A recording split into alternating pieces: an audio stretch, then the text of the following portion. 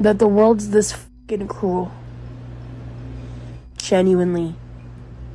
You forever. And I refuse to let bullies bully me off the internet again. Rosie has had enough.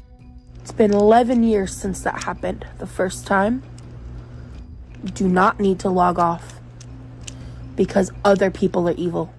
And you are a disrespectful piece of shit.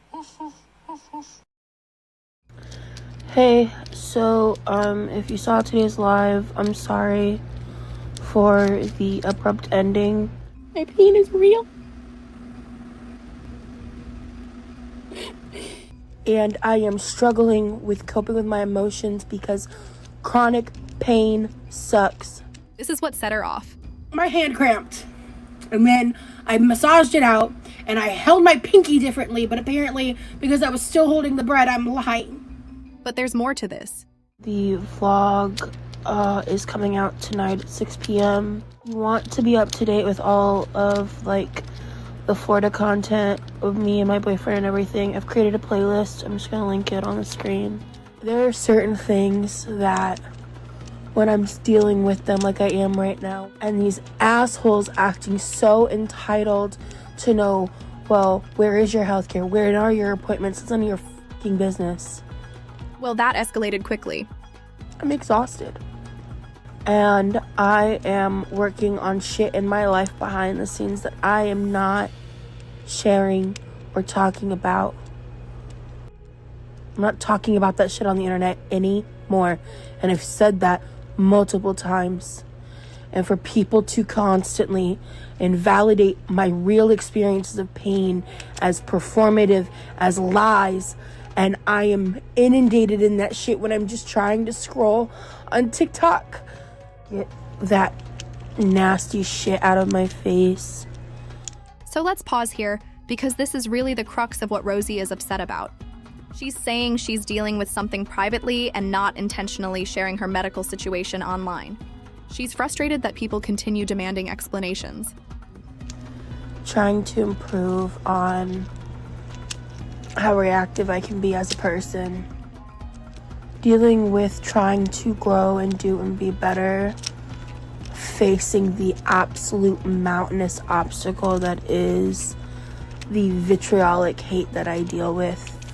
Even when I put up all these safeguards and do all these things and make all these changes. And I'm having to block accounts left and right. Rosie, have you ever thought about why people criticize you?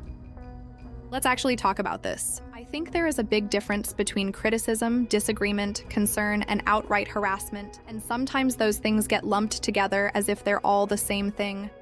That when I'm dealing with them like I am right now, where I'm multiple days in on a plain flare that I haven't been talking about because I've been trying to not actively just complain about it every damn day. Rosie explains why she had to leave the internet in 2015.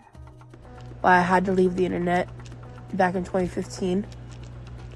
And albeit there was extenuating circumstances that made me do it, and I wouldn't have done it otherwise. But that was the root of why I had to do it. Criticism isn't always going to feel good.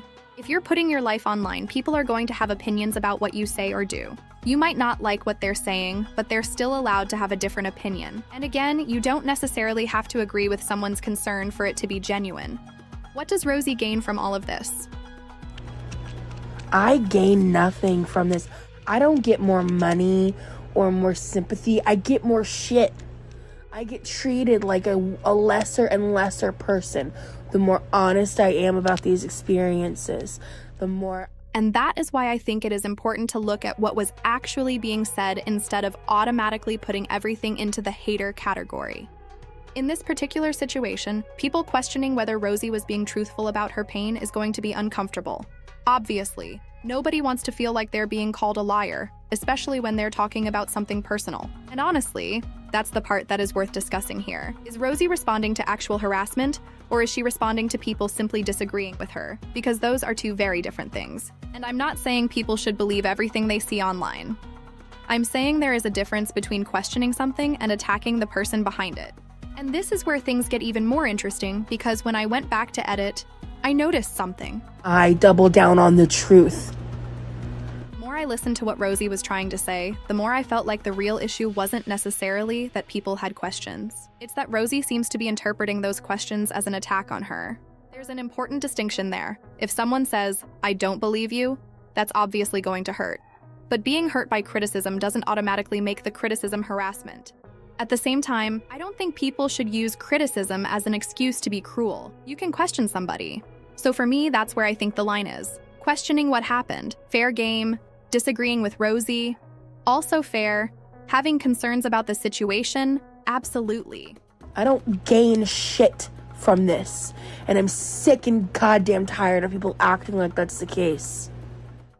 But it's not really about whether Rosie is allowed to be upset. Of course she is. It's about whether everyone who disagrees with her automatically deserves to be labeled a troll or a hater. And that is something we should be able to talk about without turning it into an all or nothing argument. But that's just how I'm looking at it. I want to know what you guys think. In social ostracization. And with that, I'm going to leave it here. Where do you think the line is? Let me know in the comments. Thanks for watching. I'll see you in the next one.